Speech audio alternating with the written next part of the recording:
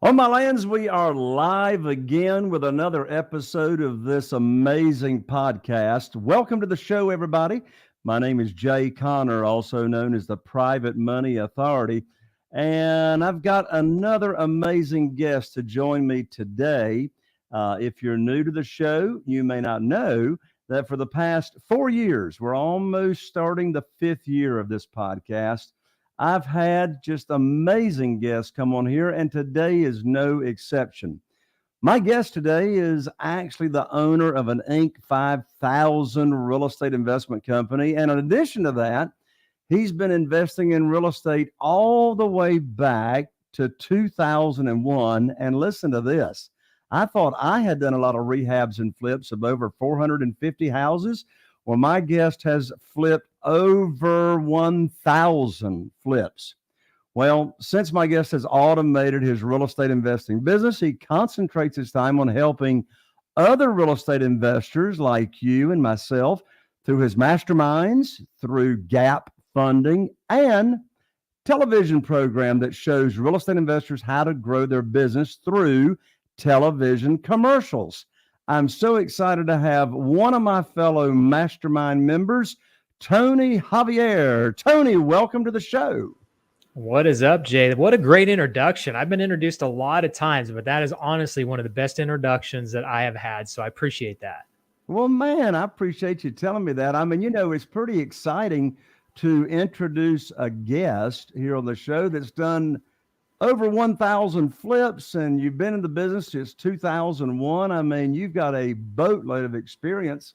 So why don't we start, Tony, with first of all, tell everybody where you're from, what market you're in, what market you invest in, and from there, tell us how you even got started in real estate. Yeah, so I'm born and raised in Wichita, Kansas. That's where I started my real estate investing business. I've got a team there that runs my operation there. As you mentioned, I've got that automated where I don't really spend a lot of time in that business anymore. I live in San Diego now. I've been here about 6 years, and so. Real estate has been such a great vehicle over the years. 20 years ago is when I got started, and I actually stumbled across real estate. Carlton Sheets no down payment system. I think I know you've heard of that, and a lot of people have bought that course. But out of many people that I've heard about that course, most people put it on the shelf and just kind of let it gather dust. Well, I took it and I ran with it, and within about I bought the course in April of 2001. And then literally, I think it was like a week or two before 9/11, so before September 11th, I had closed on my first two properties. No money down. And to this day, I still do the same thing where I raise money and buy deals with pretty much no money out of my pocket. I could use my money to fund those deals now, but I actually take that money and now lend to other real estate investors. So over the last 20 years, it's gone from, the grind of it, the raising the money, the doing the deals, looking at properties and all of that kind of stuff. And it's just to evolve finally into a true business where I'm very hands off in my real estate investing business. We still do a ton of flips a year. And I love, just what you said, helping real estate investors with many different aspects of their business. Automation, which I struggled with for a long time. I was very, very deep in my business for probably the first 12 years. I mean, I was grinding, spending 60 to 80 hours a week, on my business. And now I'm able to work a few hours a week in that business.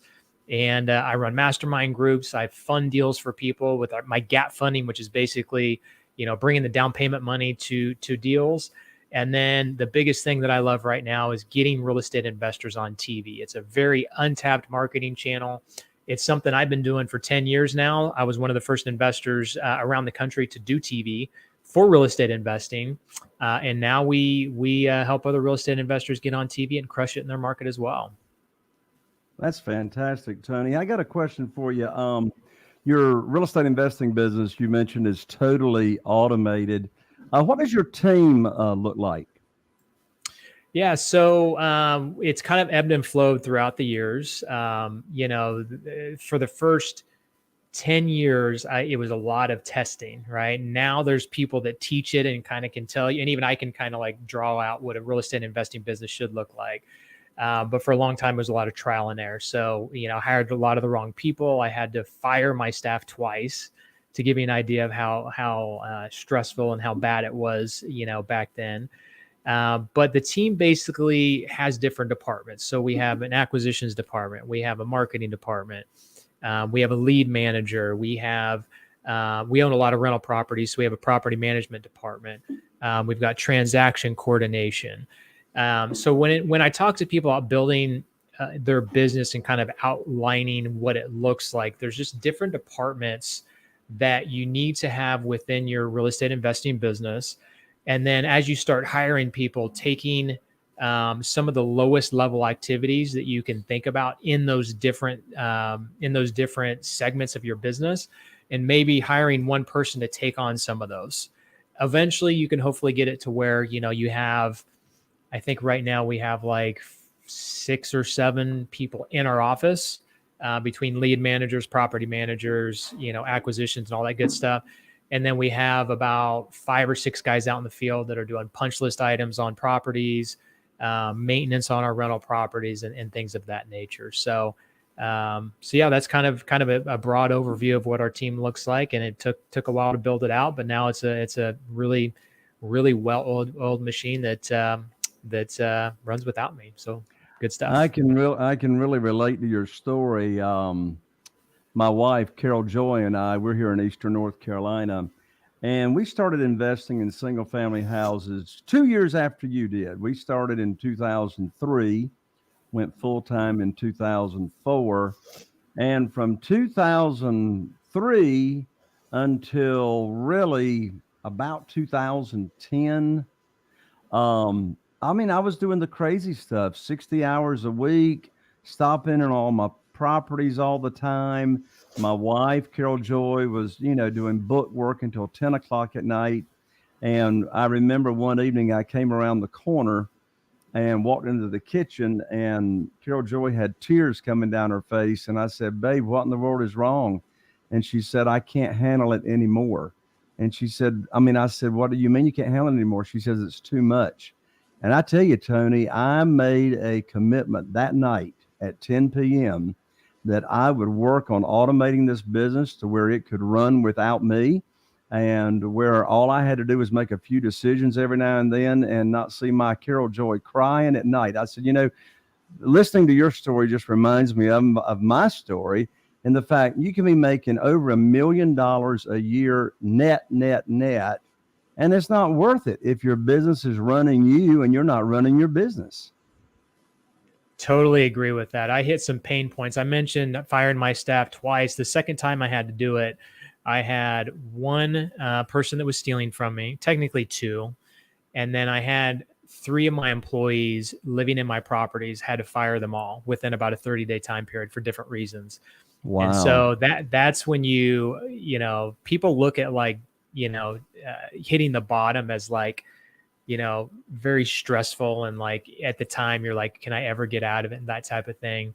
But really, as it hits a pain point where you're like, I've got to make a change, right? And that just drives you to make those changes. And I ended up hiring a coach shortly after that happened, that basically didn't look at properties. He didn't meet with sellers, buyers, the whole gamut. I didn't even realize that was possible, to be honest with you, at that time.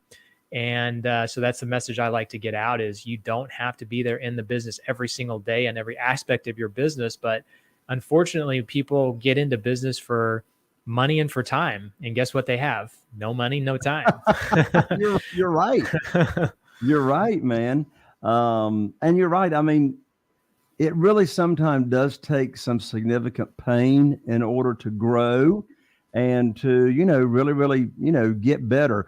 Well, the 2 main topics, and you've got so many specialties, but the 2 main topics that I want to interview you about, Tony, on the show today is, first of all, I want us to talk a little bit about gap funding. That's one of your expertise. You've got a lot of experience in raising private money like I do. And I really want to hear you talk about, this thing called television and how in the world that, that's working for you and other real estate investors. So let's start with gap funding. You mentioned it briefly, but let's just make sure everybody understands. What is the definition of gap funding?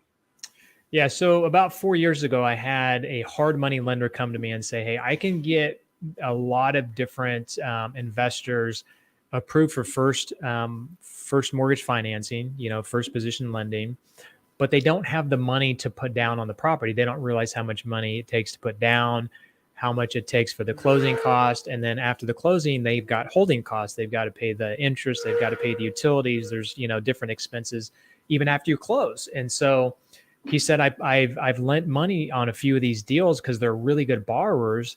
And, the deals went well. And he's like, I'm helping people do these deals they normally wouldn't be able to do. So he started sending me deals and I started funding them on the side. Just, hey, I'll fund that deal, whatever. And then I realized two things. One, it's a really good return because we do have to charge higher rates on the second. But then we were also meeting a need that wasn't out there. There's onesie, twosie real estate investors that do gap funding on a small basis, but there's no big lenders out there that are doing gap funding on a large level. So I thought to myself, wow, this is a huge opportunity for us to help people and really build a business. So about a year and a half ago, I decided to create a company out of it. And so we're lending deals all over the country where we bring the down payment money and closing costs. And then the borrower gets the first position lined up. And actually recently we just decided to start doing first lien positions as well. That way we can just do it all under one umbrella. And so when someone comes to us, basically, as long as the deal works, we can fund the deal 100% by bringing first position lending in and then bringing on top of it gap funding to where the investor has very little or no money invested in the deal. Of course, they're still going to have to, make interest payments and they're still going to have holding costs and things like that. But allows them to do more deals or to do deals they normally couldn't have done just because they don't have the money to do them. That's fantastic. Well, there's no doubt you are filling a big need there, Tony. I need to get you introduced to my mastermind group. Sounds great. I'd love to do some business. I hear that story, and I want to go ahead and tell the audience. I'm known as the Private Money Authority. So if you don't mind, Tony, I'm just going to digress for just 30 seconds and come right back to our interview. And I want us to move into television, but I want to let everybody know, Tony, the biggest question I get from real estate investors, brand new ones and seasoned ones, is I need the money. I need the money. I need the money. And folks, I just want you to know I'm so excited. I just finished writing this new money guide, which is called 7 Reasons Why Private Money will skyrocket your real estate business and help you build incredible wealth. If you've never raised any private money, this will teach you how to raise private money without ever asking anybody for money and get you on the fast track. You can download this money guide absolutely for free at www.jayconner.com/money guide. Again, that's jayconner.com/money guide. Get you on the fast track to private money. So let's move to this television thing, Tony, that you've really become an expert at. So first of all, tell everybody, how did you get into, and what triggered this, no pun intended, channel of locating motivated sellers? Yeah. So I've been in business 20 years now and about 10 years into the business, I guess it was about 12. I met a friend through a networking event, or met someone through a networking event, became a friend. He invited me to a poker game. So I go to this poker game, as a friend of a friend, and this guy walks down the stairs. So in Kansas, we have basements. So we walk down the stairs this guy walks down the stairs and I'm like, that guy's on TV. I'm like, that's super cool. I get this celebrity factor in my head of like, man, I've seen this guy on TV a bunch. So anyway, sits down at the poker table, pretty much next to me. It might've been, a couple seats next to me. And so I just started talking to him like, hey man, I see you on TV. Like, how are your commercials doing for you? And he's like, that is the game changer. He's like, we've been doing TV for a long time and it's the only lead channel we have. We do $2 million of business just from TV by itself. And so I started drilling about it a little bit because I'm curious. And he's like, I'll tell you what, why don't you call my media guy, Drew? He's the one that got me on TV. He's the one that runs all my ads, all that good stuff. So I called Drew the next day and, asked him about TV. And he's like, yeah, let me look at some stations. Let me see if I can put something together for you. So he puts the schedule together for me and says, hey, does this look good for you? And I said, yeah, that's great. Let me put the script together. We'll go in there. I'll go in there. I'll shoot the commercial. And he kind of talks me through it. And within about 30 to 45 days, I had a TV commercial and I was on the air. And so my first month I spent $3,000, and the first month I made $35,000 that month. Hey, So it that's just, not a bad ROI starting out like brand new on TV. nope, right out of the gate, right out of the gate. So, so that was 2012. So that's how it started.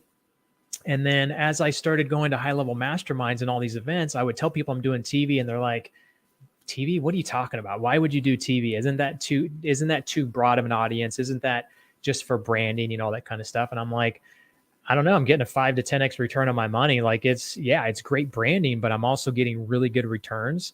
And it's helping all kinds of other aspects to my business. It's helping me raise private money, because when someone refers someone that has money to me, they're like, oh yeah, I've seen you on TV. That's such an easy conversation. It helps our direct mail. It helps so many other things. So anyways, I go to these masterminds. Everyone's like, what are you talking about TV? You know, you mentioned a high level mastermind earlier today. When I went 6 years ago, it was me and one other guy out of 100 and some real estate investors doing a ton of deals. We were the only two doing TV in that whole group. And so it's been a blue ocean for a long time, and it's still a blue ocean. So about a year and a half ago, it's been almost 2 years ago, someone talked me into helping real estate investors get on TV.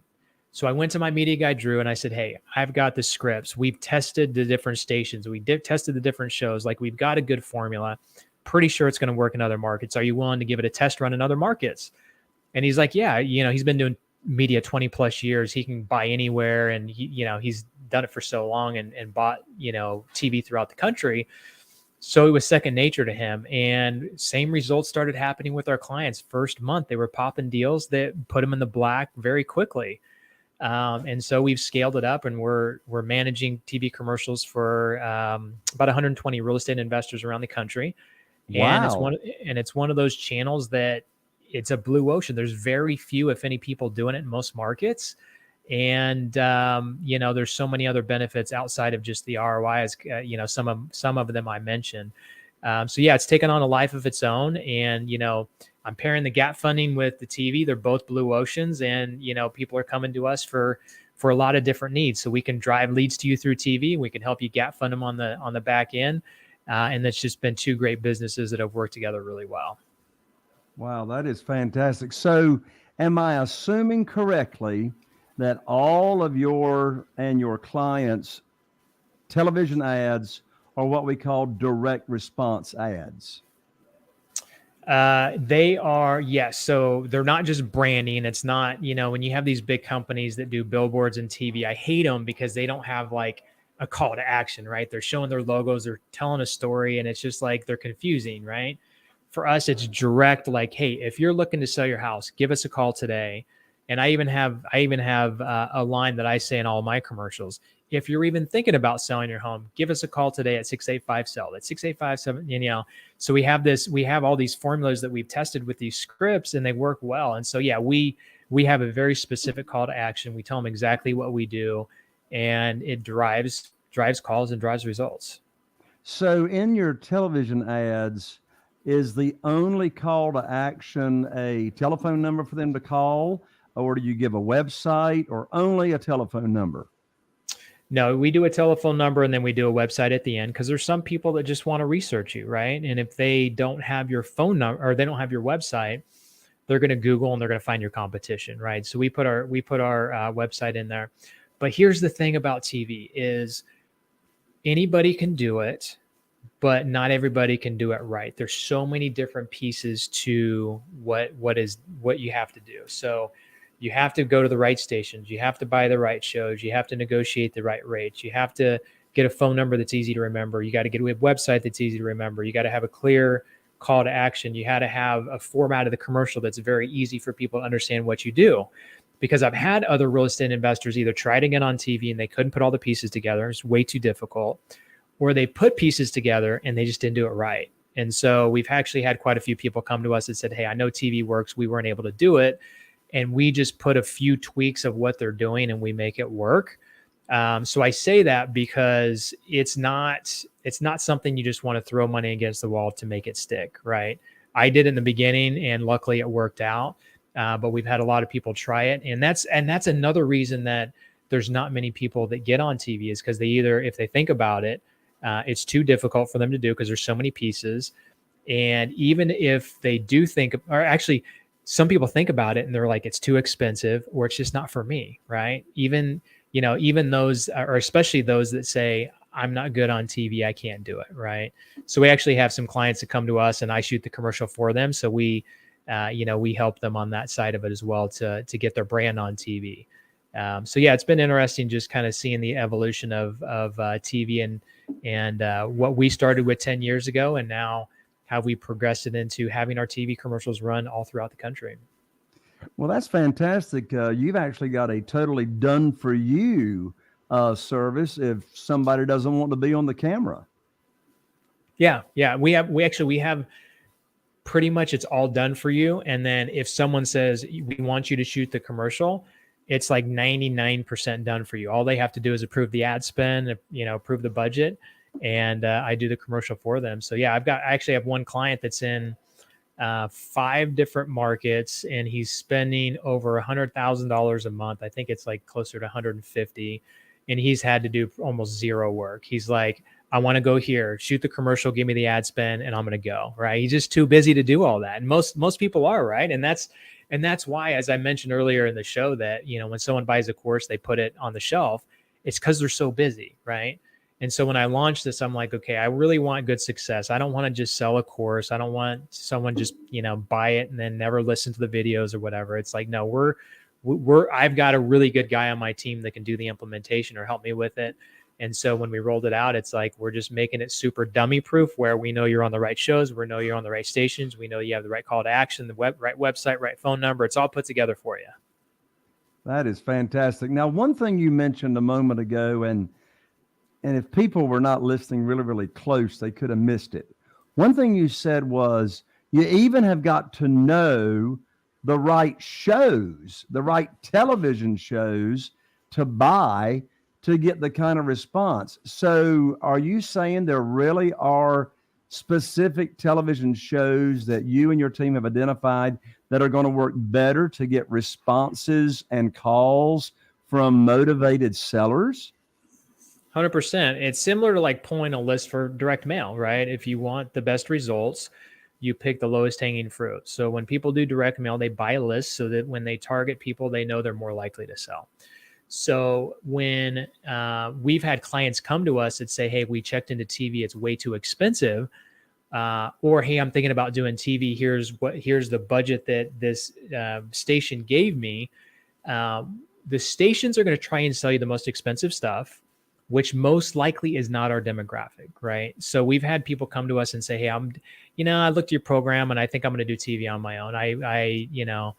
Not many people want to, but we've had a few do that. And I'm like, let me see your schedule. I'd like to see it.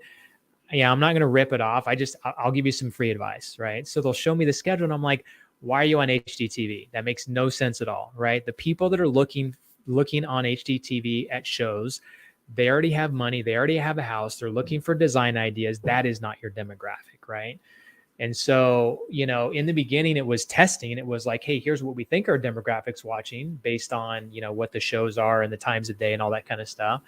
And then we proved it by taking that schedule that did well and adding other stuff on top of it and saying, okay, primetime news. Okay, does that work? Does that not? If it does, we keep it. If it doesn't, then, we take it out. And we test it for many months to make sure we have good data.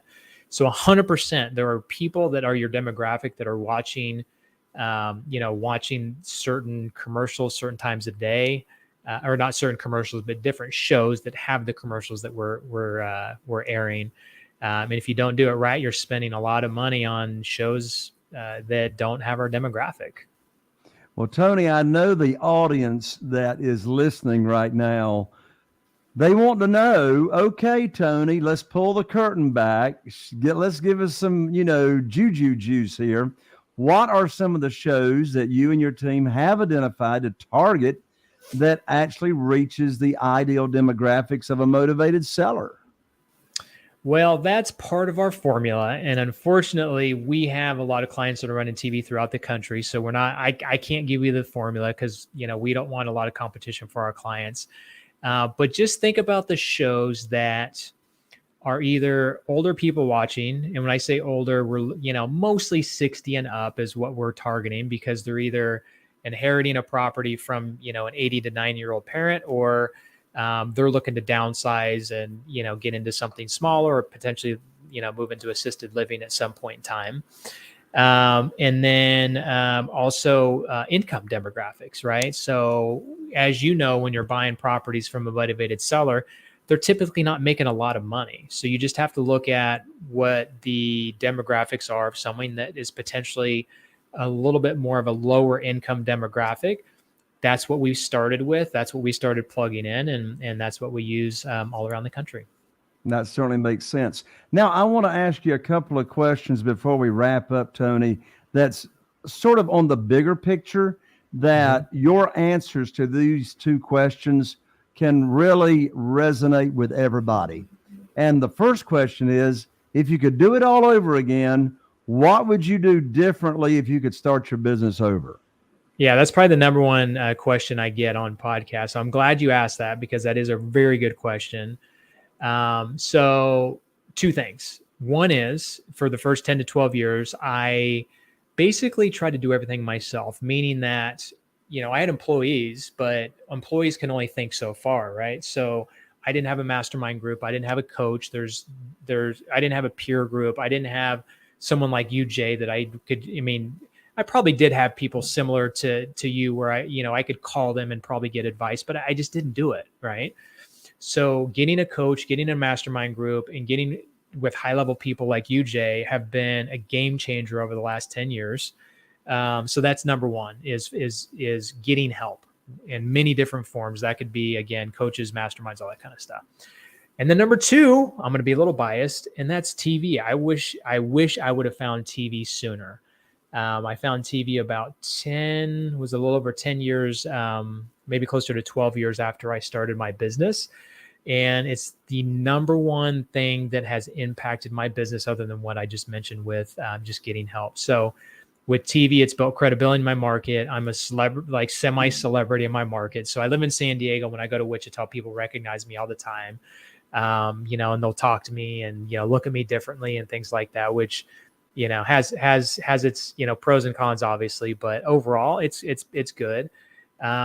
It's automated, right? So for those that don't like to pull lists, don't like to cold call, don't like to design direct mail and have to redo their mailing list every so often and redesign postcards, our commercials, when I run a commercial typically for a good 12 months at a time. There have been some commercials that I've tested, we know that haven't worked, that within a month to 3 months we aren't working, and we flip them back to our, better producing commercials. But the commercials that have done well have ran for 12 to 18 months at a time, and we don't touch it, right? So there's just a lot of different factors that, had I gotten into TV sooner, my business would have taken off faster, would have been more credibility, would have had a more automated business. And it's kind of interesting now when I get people come to me. I've been in the business for 20 years. So like, when someone comes to me and they want to do TV and they've only been in business for a year, I'm like, I wish I had it when I was, a year in business, but are you really ready for it? But with all of the stuff that's out there now, and people being able to listen to podcasts and YouTube and things like that, they've got access to information. So they're crushing it out of the gate. And then they're coming to me after a year, and I'm like, man, you're really lucky that, number one, you crushed it out of the gate. Number two, you're able to add TV to what you're doing in such a short period, because it's really just going to amplify you that much faster, and it's not as expensive as you think. So I hope I answered your question there, Jay. You did. One final question, Tony, and after you answer this, I'm going to let you tell everybody how they can continue the conversation with you and get in contact with you. So here's the big umbrella question.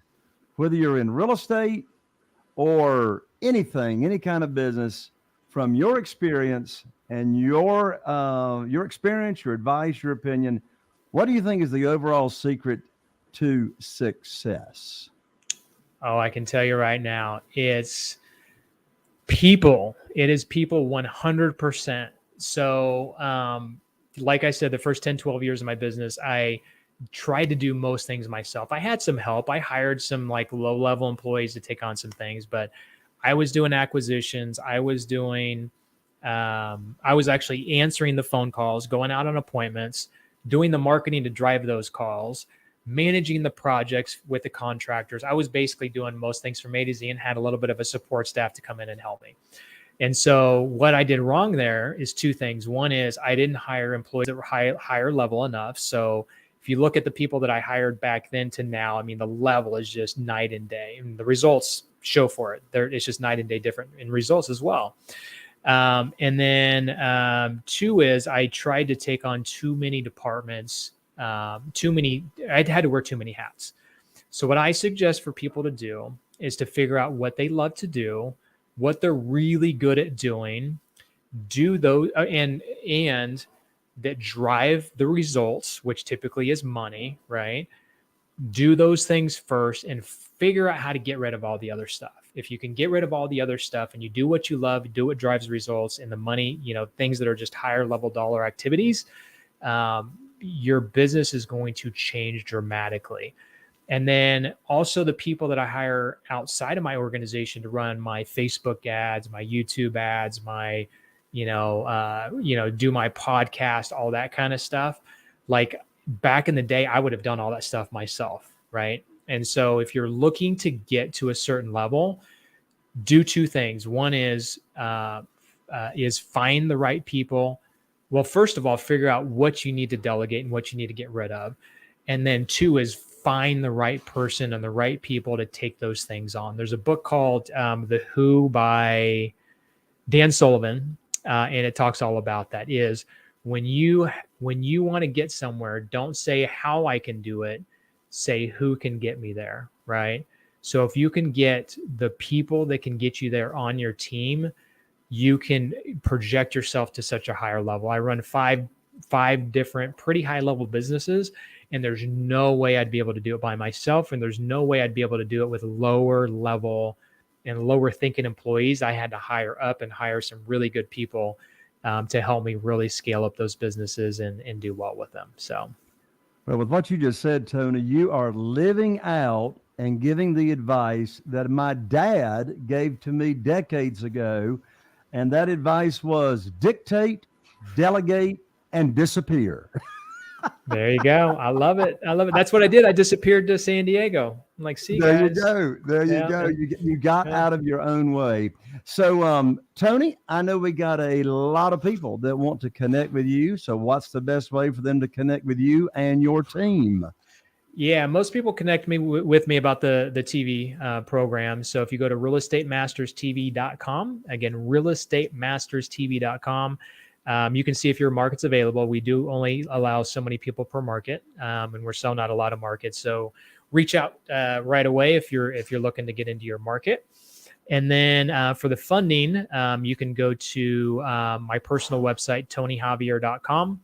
And that actually has information about TV and gap funding and all the other stuff that I do. So if you're looking for funding, go to tonyjavier.com, click the gap funding button, and go there and get more information about it. And then if you have a deal, submit it to us and we'll take a look at it. My team can get deals done very quickly. Yeah, so to make sure everybody that's listening knows exactly how to spell Tony's website for the gap funding, that's www.tony, Tony, Javier, Jav as in Victor, IER.com, TonyJavier.com.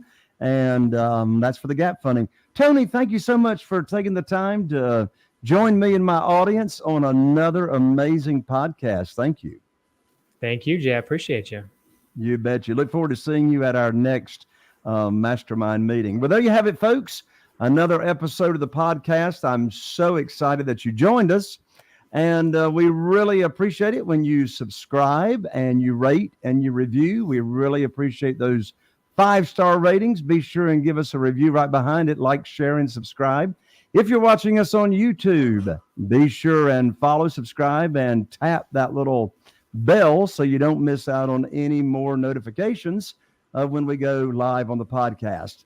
So I'm so excited that you joined us, everybody. Here's to taking your real estate investing business to the next level. I'm Jay Connor, the Private Money Authority, wishing you all the best, and we'll see you right here on the next podcast.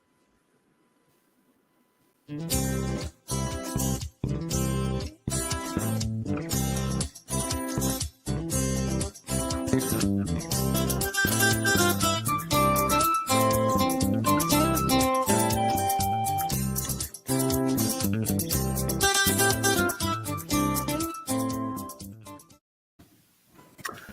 right. Well, Tony, we are still raw and live on YouTube and Facebook right now because what I'm going to do with Scott, my podcast producer here, is I'm going to do a customized intro for you that Scott on the podcast will actually put at the very beginning of the show. Scott, I So hear a yes, lot. we do things I hear a lot of backwards. I'm sorry, Scott. We do things backwards. The background noise might be my fan, but I'll be muting when you record. Oh, okay. I was gonna say I hear a lot of background noise there. So anyway, so Tony, you're welcome to stay on, or you're welcome to go, whichever you'd like to do. What would you like me to do? Stay on because Okay. when Sharud, the executive producer, turns off the live, I got something I want to tell you real quick. Sounds great. All right, Scott, I'm ready when you are. All right, here we go. This is the personalized intro for my guest, Tony Javier, in 3, 2, 1. Well, folks, I can tell you, you are not going to want to go anywhere all the way through this podcast and this show because my guest today is going to share with you, first of all, how he does a ton of flips in his real estate business, totally automated without him being involved at all. And also, how in the world did he accomplish 1,000 flips? Now, in addition to that, my guest is going to talk with us about gap funding. What in the world is gap funding? Well, he's going to show you how you can have none of your own money invested in a real estate deal and bring none of your own money to the closing table. We're talking about this is a zero down payment proposition. Gap funding, and yes, my guest actually has it to offer to you. And then in addition to that, he's going to talk about how to find the right people to work with you on your team so you can totally automate your real estate investing business. Put your seatbelt on because here comes my guest.